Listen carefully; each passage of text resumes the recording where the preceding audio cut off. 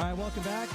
It is the Vegas Take, Sharp and Shapiro. Glad you could join us. Mike Babcock from TMZ is going to be here in just a few minutes. We got Mr. Johnny Katz from the Review Journal coming up at the bottom of the hour. A little bit of breaking news as far as this Jussie Smollett situation is concerned. Just gets weirder and weirder. Sources on Empire on the set are saying that for 30 minutes he was this is according to people that were on the Empire set, that Smollett said, quote, to everyone on the cast, I'm sorry I've put you all through this and not answered any calls. I wanted to say I'm sorry, and you know me. I would never do this to any of you. You are my family. I swear to God, I did not do this. So he is still denying all of this. After that, apparently he left the set. He was crying a lot, and producers said he had to come back. They said, hey, you got to come back, man, because he was so emotional. And right now, as we speak, he is currently shooting on scene. He is denying it. All of it, to everyone on the set of this, which is to me is unbelievable. That at this point you would deny all wrongdoing. This is just absolutely positively crazy. Yeah, this is just unbelievable. Is this narcissism? I mean, what? After everything that took place in the courtroom, they read his text messages. How do you deny this stuff? I don't understand. How do you deny it? The only thing I could think is that he is denying this. He's going to try to make this as part of his narrative that he is completely insane, and maybe he can run with this in the courts. Well, clearly he's insane. The guy punched himself in the face like it was a scene from Fight Club. Right. And this is just kind of an extension of all of that. Yeah. An insane person who did all that stuff would also do this. I see all these jokes on social media. One of them is a picture of Smollett, and it says, hey, Jussie, don't beat yourself up over this. Yeah, I think you sent me 4 viral memes today. It's just I can't help myself. You've never sent me a viral meme once in your life. This is a bizarre. You sent me 4 today. This is a bizarre case, and it's so sad. It's funny. Joining us right now on the line. By the way, TMZ has done such a fantastic job covering this story, and of course, Mike Babcock from TMZ Sports. He joins us every Thursday. Does a great job, but I got to get his opinion on this. I know this isn't. He covers the sports angles on TMZ and does a great job doing that. But, Mike, what do you make of this Jussie Smollett stuff? I mean, you guys have been getting a lot of hits on TMZ because of this guy. You got to be happy about that. But this is a wild story, isn't it? Yeah, it was a wild 3 weeks, and you're right, Brian, about the sports. But just being in that TMZ newsroom, it was impossible not to kind of be enthralled with all that was going on from when the news first broke in that early morning and thinking Jussie Smollett was attacked, and it was just the most atrocious, sickening attack that you could ever imagine.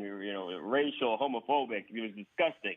And then just the way things started to slowly turn, I'm disgusted by him. Frankly, this is just me as a person talking, not a reporter. But I'm sure absolutely disgusted by him.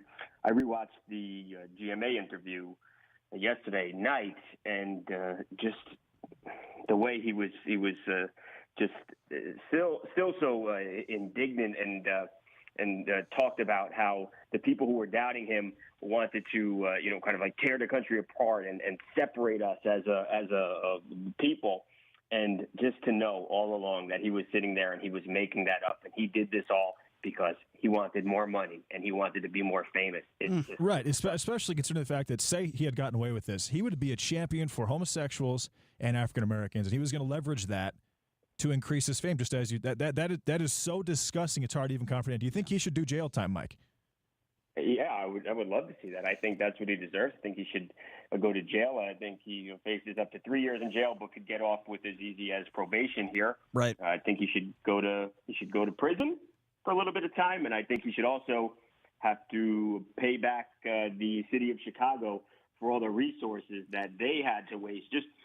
I'm amazed that they were able to track these guys down, and just listening to the commissioner of the Chicago Police today and just all the work that his detectives did, it amazed me that they were able to track these 2 brothers down and then get that is such a good – yeah, that is – it was good. Great policing. But, yeah, just think. They have – how many thousands and thousands of unsolved crimes do they have there in Chicago? And they could have been working on things that were far more important, it turns out. So I hope he has to pay back make them whole. Mike, you bring up such a great point, and I'm glad you did. You know, the Chicago Police Department and Chicago as a whole, they take a lot of flack for all the crime that happens there. These guys did such a phenomenal job in this case, and you could see in the press conference this morning, they were very visibly upset at this whole thing, and you're absolutely right. But yeah, we should give them kudos for really doing a good job taking care of this. You know, I brought up a sports reference earlier in the show. You can tell me if you agree or disagree. You remember when Tiger Woods did his press conference and his apology? I think this is going to be very similar. I don't think it's going to be heartfelt, and I'm making a prediction. I don't think he's going to admit that he did this for more money, you know, for filming and to enhance his career. You know what I think he's going to do? I think he's going to use the excuse of being an African-American and being a homosexual. I think he's going to bring that up, and I think that's what he's going to do. Yeah, it wouldn't surprise me. It also wouldn't surprise me if he just keeps on denying that he lied. I mean, you know, I had talked to people who actually spoke with him the day before yesterday, and he told them he didn't do it. He told them, you know, believe me, I would never do this to you. I would never lie to you. So, you know, even when everything seems so clear now that this guy made this whole thing up and it was a ruse and a hoax, he's still lying to people. Yeah, you guys just posted. So maybe we never get the phony apology. You're right. He was just on set today, and you guys just posted this. It's sort of breaking news where you guys, I guess somebody at TMZ spoke with some people on the set, which is great reporting, and he apologized to everyone, but yet he's saying he's innocent, that he didn't do this, right. And it got to a point. What are you apologizing for? Yeah, what exactly. Are you apologizing for? Exactly. He said, I'm sorry out of one side of his mouth, but then says that I didn't do anything wrong. I'm a victim here. So yeah, exactly. I don't know what he's apologizing for exactly. It doesn't make any sense at all. And based on the circumstances and what was said in the courtroom today and the prosecutors, this guy is 120% guilty. This is just nonsense. But anyway, we'll have to wait and see what happens. But you guys at TMZ have done such a phenomenal job covering this story. Here's a crazy situation. Here's a crazy situation. Yesterday, I'm a big Jim Boeheim fan. I've always been a big fan of his. He's a fantastic coach. He's had his issues with one of his assistant coaches, or if you remember that whole scandal that took place. But Jim Boeheim usually is a guy that stays out of the spotlight when it comes to stuff like that. He's just a great basketball coach. But this is a horrible situation where apparently there was some sort of car accident, and the car accident happened in the middle of the road, and Boeheim didn't see these guys, and a guy got out of his car and killed him in an accident. This is horrible. What's going on here? What's the latest? Terrible. Syracuse played. They beat up Louisville, and Jim is presumably driving home. And like you said, there was an accident. This fella got out of the car, and Boeheim didn't see him, hit him, unfortunately, and as a result of the accident, the guy died. The cops say they gave Jim a field sobriety test on the scene to make sure that he hadn't been drinking, wasn't drunk or impaired in any way. Yeah, he passed that, no signs of impairment. They said that he made a call to 911 right away. He stopped, so he did everything the right way. He put out a statement earlier today saying that he was heartbroken, as you'd imagine, that he killed somebody. It doesn't seem like he did anything wrong. It just seems like just a terrible, terrible accident.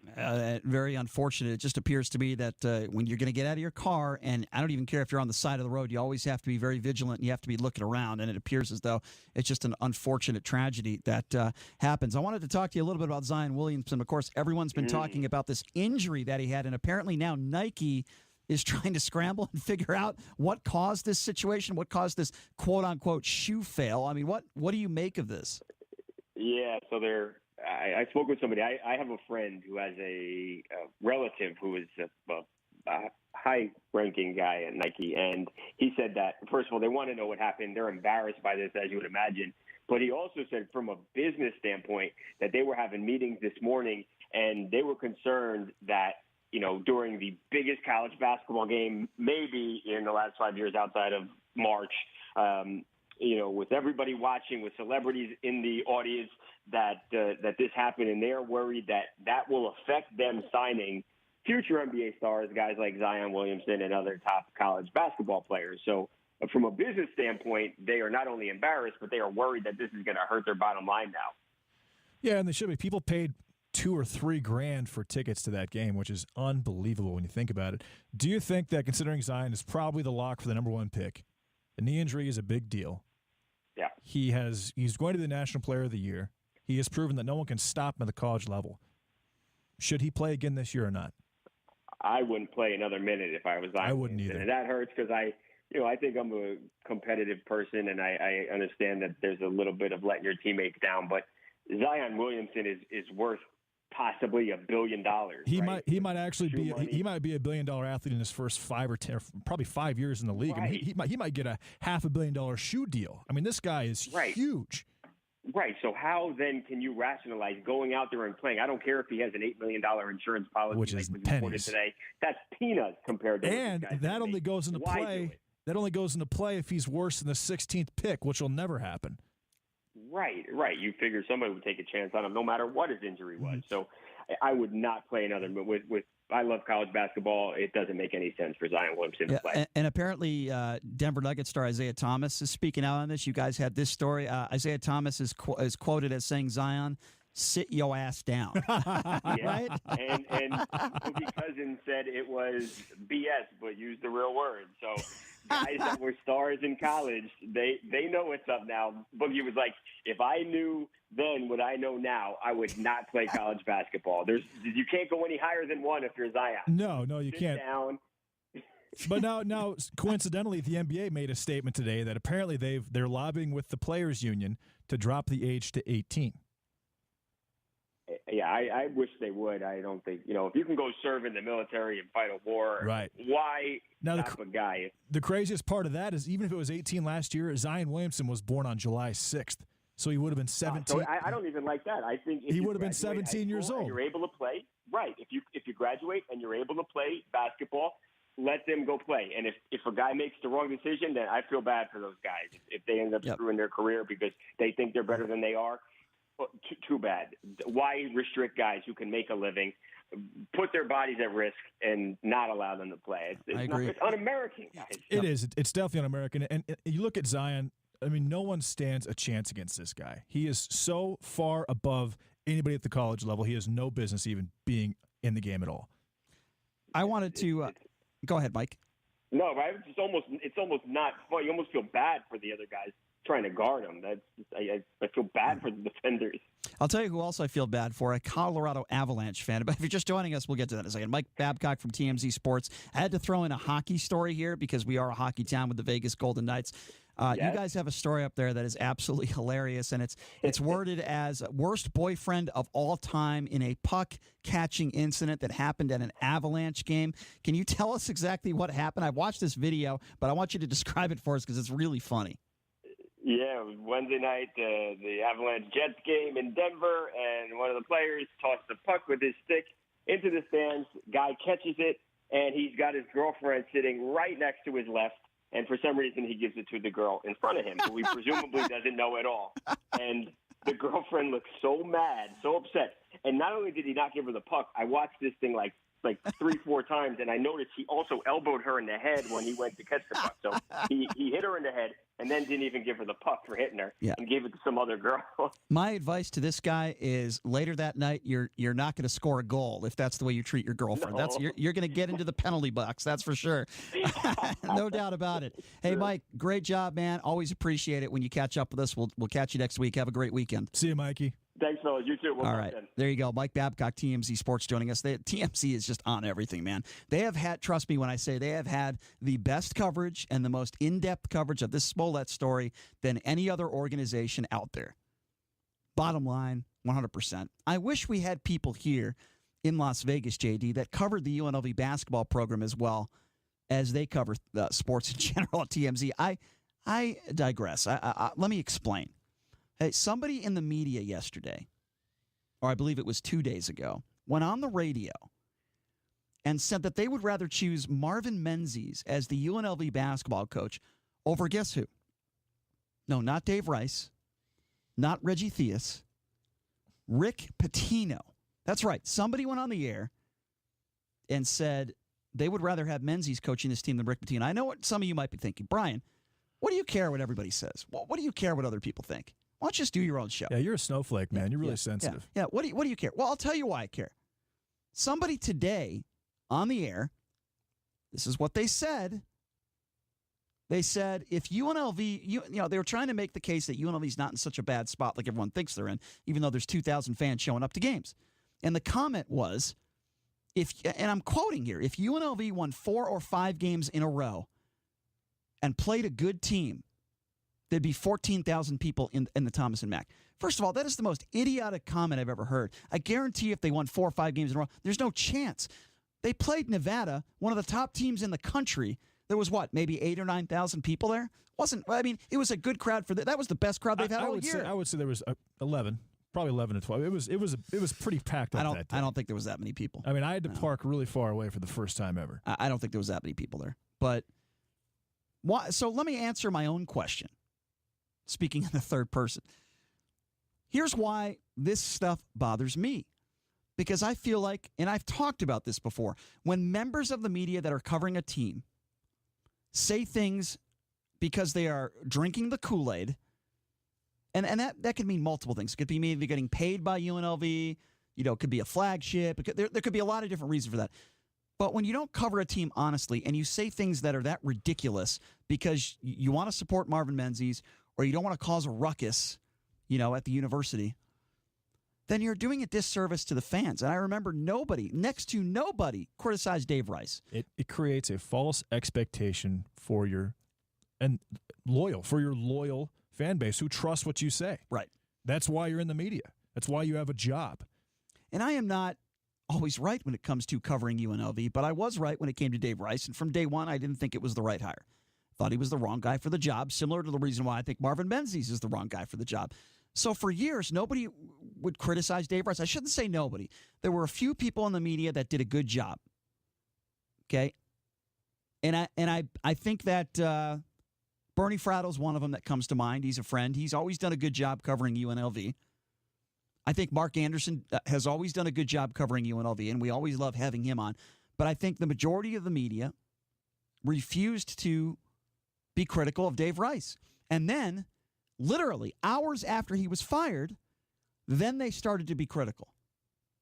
It's just the phoniness around this program. I just don't understand it for the life of me. The program is and some people would lead you to believe that the program is in a really good spot and the team is really young and the future is really bright. What the hell would give you that type of opinion? I just, for the life of me, I just don't get it. And then people will make the excuse of how young the team is. And then my response to that is, but what's your excuse last year? When they had the top recruiting class in the Mountain West, JoJo was a senior, Johnson was a senior, you had McCoy, who was McDonald's All-American, Houston, best player coming out of JUCO ball, and you had Clyburn, who's a junior last year. What's your excuse? And then I hear people say, well, it was a disappointing year, but that's it. They'll just move on. So if last year didn't work out, and it really didn't work out, then what makes you think it's going to work out down the road? Not to say that a coach can't have a bad year, but last year was atrocious. And I'll tell you what's going to happen. San Diego State yesterday, I watched the game. It was a fun game. I was watching it with C-Win.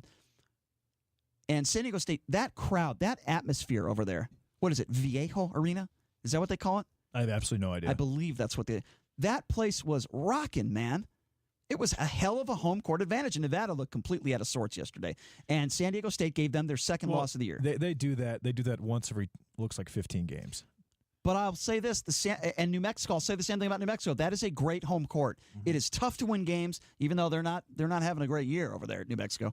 But San Diego State, that was just a great atmosphere last night. The fans were going crazy. The student section was crazy. Have you seen the student section at the Thomas and Mack Center in the last month and a half? Have you seen that? What is pathetic? It is a joke. And I'm going to go by what you said on the show a month ago. And I think anytime I criticize the students, this is what I say. I'm echoing what you said. I'm copying what you said, that at times there are more letters in the word rebellion than there are students in the Thomas and Mack Center. And you're right. And there's actually 9 letters. It's true. 9. Go look at the Air Force game. We're not lying here. We're not lying. It's that bad. It's truthfully disgusting, especially considering the fact that UNLV won a national championship less than 30 years ago. And UNLV is one of maybe 15 programs to do that in the last 50 or 60 years. It's interesting, It is not unreasonable, as Danny Tarkanian came on the show last week and stated, for UNLV to expect to contend for the Final Four of the Elite Eight every single year. It is not unreasonable. The expectations, though, are so low for this team. It's unbelievable. I just don't know how Adam Hill can say that, knowing, or anybody can say that, knowing that Marvin Menzies is legitimately 3-29 now.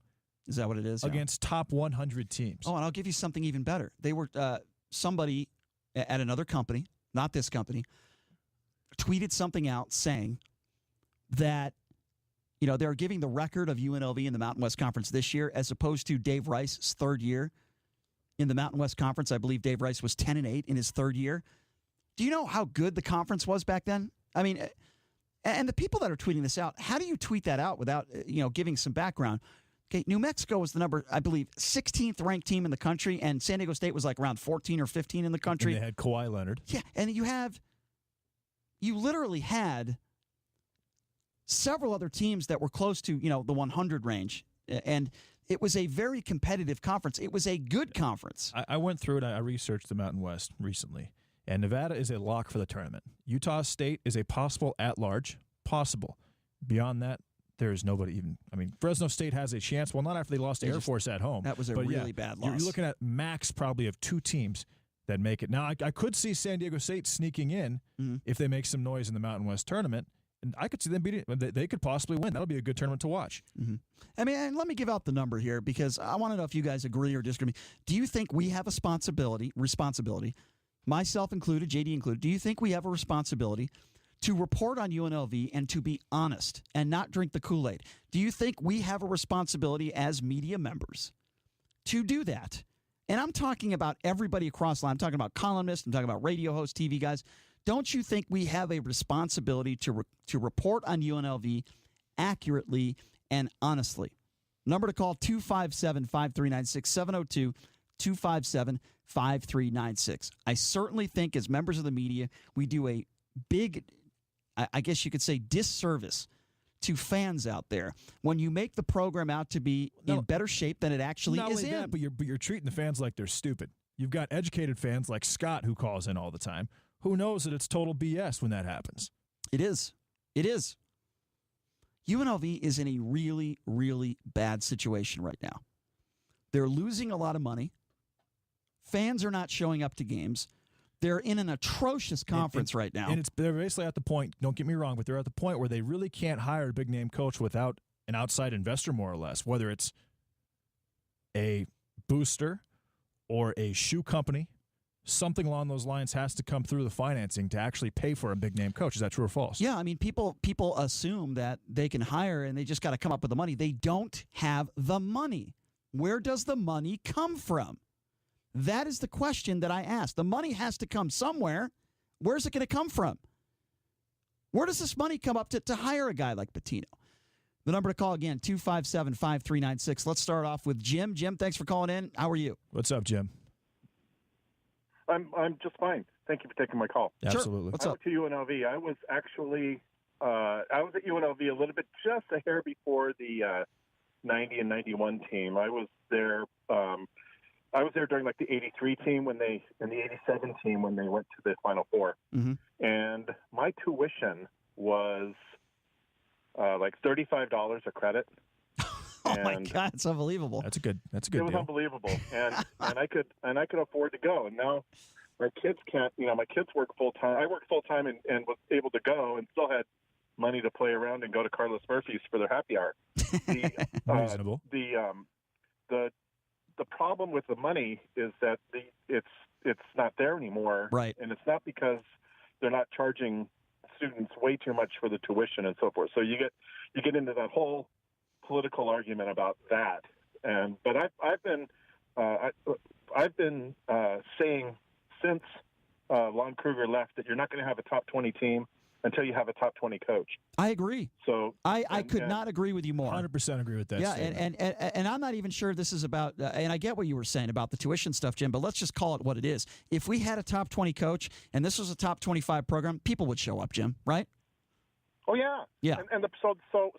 But I think when you're talking about the responsibility of the media to call it like it is, yeah, we can't turn the clock back. But for the past 20 years, the media has been.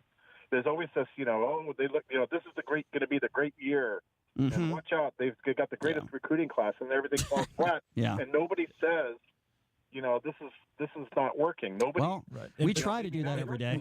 Recruiting clearly. Yeah, I know you're saying it, but yeah. But I haven't. I don't know. Maybe it's too late now, because when Tarkanian came, they had enough people to pull together to say, all right, this guy's going to kick in a few bucks and this guy's going to kick in a few bucks, and we got this, sponsor, and together, sure, we're going to give, we're going to pay this guy enough to come. Yeah. And well, I don't see that happening. I don't even know who the boosters are anymore. Yeah, I mean, I don't even know if there's a. I talked to a few of them.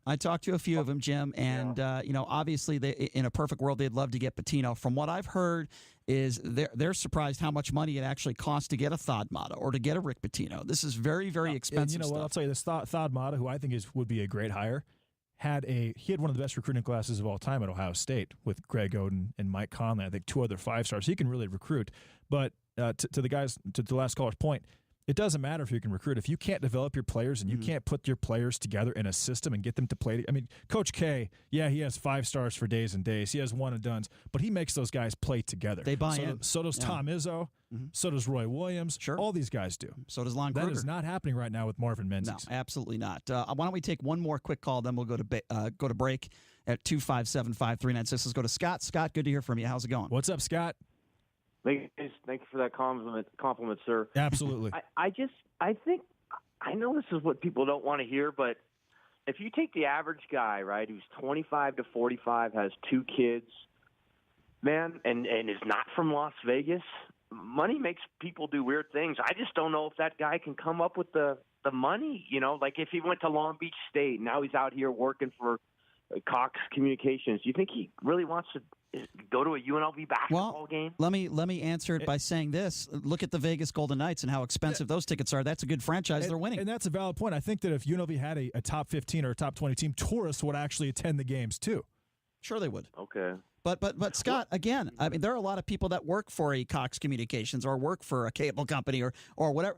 They're forking up. I know many of them. They fork up the money to go to these Vegas Golden Knights games. Now, maybe they're not going to the Stanley Cup Finals, but they're going to some of these regular season games. And I haven't really talked to anyone that is a sports fan that has told me, Brian, I haven't been able to go to a game because I can't afford it. They've gone to a few. What about, do you guys have any idea, like, say, back in 1990, I think there's 370, maybe 51 Division I teams now. Mm-hmm. It's so watered down, guys. I mean, I think there was probably closer to 170 30 years ago. There's a lot more teams. Yeah. I'll tell you this. When I handicap college basketball, I look through a list of 300, I think it's actually 335 is the number, and it hurts my eyes. It literally hurts my eyes to go through that much data. Well, I think not all the teams are on the betting board. Schools like Wagner, right? Those schools are not. Scott, I would say 100 teams in D1 basketball should not be in D1 basketball, and I could name you several of them in the Mountain West Conference. San Jose State shouldn't even be D3, let alone San Jose State has no business even having a basketball program at this point. Wyoming, and they won the Mountain West Conference tournament 4 years ago, I think. Since then, they have just been atrocious. They have been, ever since they lost Larry Nance Jr., they have been awful. It almost makes you wonder if they're just there so they can kind of fix games here and there every now and then. I'm not going to go that far. There's teams in California, UC Riverside, Cal State Bakersfield, who are great Division II schools, and then they wanted to make the jump, and now they're just watered down. Yeah, teams like Quinnipiac should not be D1 teams. Anyway, thanks for calling in, Scott. Hey, thanks, Scott. We appreciate it. 257-5396 is the number to call in. Why don't we do this? Why don't we take a quick break? If you're looking for the who, what, when, and where of Las Vegas this weekend, what are you looking to do? Looking to have some fun, catching a show, going to a restaurant? Well, Mr. Vegas himself, Johnny Katz, will be joining us next from the Review Journal. Stay tuned for that. You're listening to the Vegas Take on the all-new 101.5 FM, 720 AM KDWN.